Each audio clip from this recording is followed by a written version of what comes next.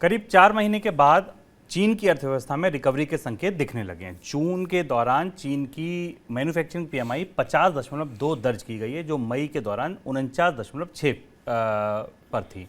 वहीं गैर manufacturing PMI तो जून में बढ़कर 54.7 तक पहुंच गई है। मई में ये 47.8 के पास थी। सामान्य तौर पर पीएमआई को 50 से ऊपर अच्छा माना जाता है। कोरोना की वजह से चीन में लॉकडाउन लगे थे और अब जैसे जैसे लॉकडाउन का असर कम हो रहा है, अर्थव्यवस्था खुल रही है, गतिविधियां वापस लौट रही हैं। सर, चीन की अर्थव्यवस्था में ये जो वापसी के संकेत मिलने शुरू हुए, कितने मजबूत हैं, कितने पुख्ता हैं? बड़े मजबूत संकेत अभी नहीं है, क्योंकि इस बात पर निगाह सबसे पहले रहेगी कि चीन को 5.5% की 5.5% की विकास दर इस साल हासिल करनी है, जिस बड़े मैक्रो नंबर पर सबकी निगाहें हैं।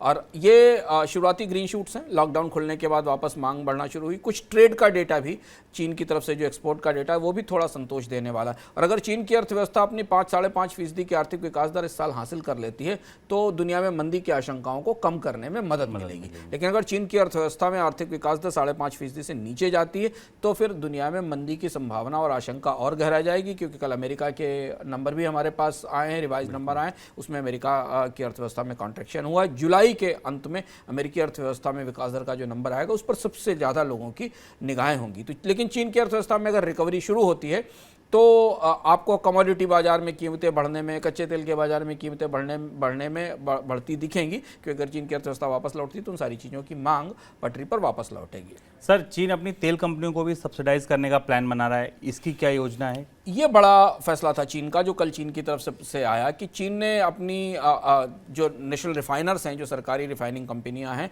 उनसे ये कहा है कि अगर बेंचमार्क क्रूड प्राइस $130 पर बैरल से ऊपर चला जाता है, यानी चीन समझ रहा है कि कच्चे तेल की कीमत $130 पर बैरल से ऊपर जा सकती। हम लोगों ने कल चर्चा भी की थी कि ओपेक देश अपने उत्पादन को बढ़ा पाने में मुश्किल महसूस कर रहे हैं, उनका उत्पादन नहीं बढ़ पा रहा और इसलिए कच्चे तेल की कीमतों में दबाव बना हुआ है। चीन ने अपनी कंपनियों से कहा है कि अगर $130 से ऊपर कच्चे तेल की कीमत होती है तो वो कंपनियों को सब्सिडी देंगे, ताकि पेट्रोल डीजल की कीमतों में बढ़ोतरी को रोका जा सके।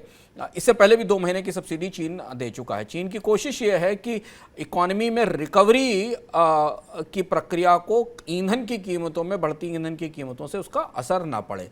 तो इसके साथ चीन में और दुनिया के कई सारे देशों में ऑयल सब्सिडीज़ या पेट्रोलियम की सब्सिडीज़ के वापस लौटने की शुरुआत हो गई है। हालांकि चीन ने काफ़ी सस्ता क्रूड पिछले 3-4 महीनों में भारत की तरह रूस के बाज़ारों से खरीदा है, लेकिन इसके बाद भी चीन की अर्थव्यवस्था में भी महंगाई का दबाव दिखाई दे रहा है। तो ये अगर बेंचमार्क या इस तरीके की सब्सिडी चीन अपने रिफाइनर्स को घोषित तौर पर देता है तो इसका असर में कच्चे तेल की मांग में बढ़ोतरी के तौर पे नज़र आएगा, क्योंकि कंपनियां और ज़्यादा तेल खरीदने की कोशिश करेंगी।